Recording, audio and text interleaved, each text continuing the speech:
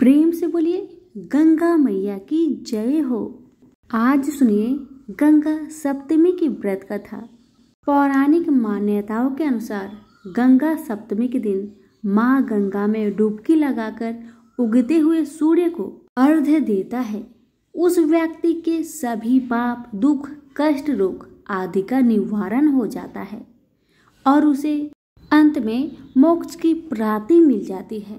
आइए गंगा सप्तमी की पूजन विधि को जान लेते हैं। सप्तमी वाले दिन व्रत करने वाले सभी मनुष्य को प्रातःकाल जल्दी उठकर गंगा नदी में स्नान करना चाहिए, जिसके बाद आपको साफ वस्त्र धारण करने हैं और सत्यनारायण भगवान को जल का अर्घ्य पूर्व दिशा की ओर मुख करके देना है।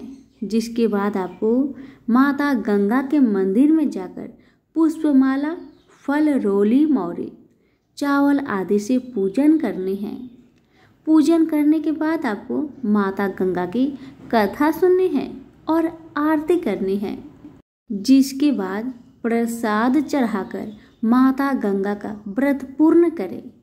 संध्या के समय गंगा नदी तट पर जाकर माता गंगा की आरती उतारनी होती है।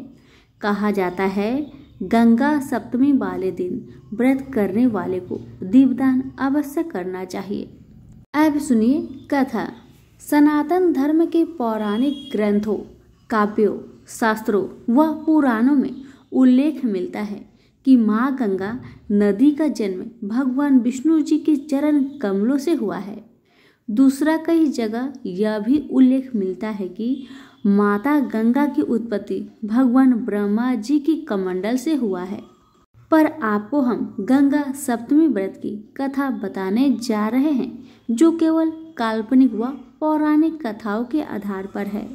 मान्यता के अनुसार माँ गंगा ने इस धरती पर पुनः कौशल नामक स्थान पर जन्म लिया था।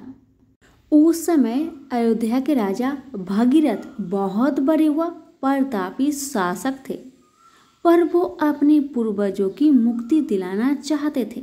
उसके लिए उन्होंने बहुत कठिनाइयों का सामना करना पड़ रहा था।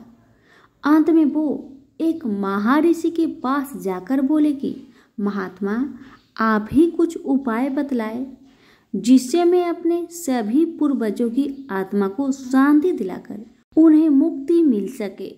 महर्षि ने कहा, हे राजन, तुम देवताओं के पास जाकर उनकी मुक्ति का मार्ग पूछो, वो ही तुम्हें बता सकेंगे। उसके बाद राजा भगीरथ देवताओं के पास गए और सारी घटना सुनाई। तब देवताओं ने कहा कि केवल एक मार्ग है जिससे तुम्हारे पूर्वजों को मुक्ति मिल जाएगी, वो है माँ गंगा को धरती पर बुलाना। उसमें स्नान आदि करने से तुम्हारे पूर्वजों की आत्मा को शांति व मुक्ति मिल जाएगी। यह सुनकर राजा भगीरथ ने घोर तप किया।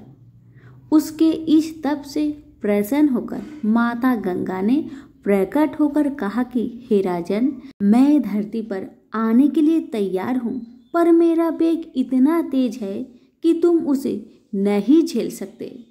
जिसके बाद राजा ने भगवान शिव जी की तपस्या करी और उनको प्रसन्न किया। तब जाकर ब्रह्मा जी ने अपने कमंडल से माँ गंगा को छोड़ दिया और भगवान शिव जी ने अपनी जटाओं के अंदर उनका वेग को समा लिया। राजा भगीरथ की सच्ची व घोर तपस्या से प्रसन्न होकर शिव जी ने माँ गंगा को अपनी जटाओं से प्रवाह किया और धरती पर भेज दिया।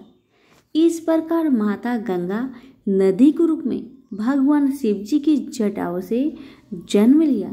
इस दिन वैशाख मास की सप्तमी थी। उसी दिन से हर साल वैशाख की सप्तमी तिथि को गंगा सप्तमी का त्योहार मनाया जाता है।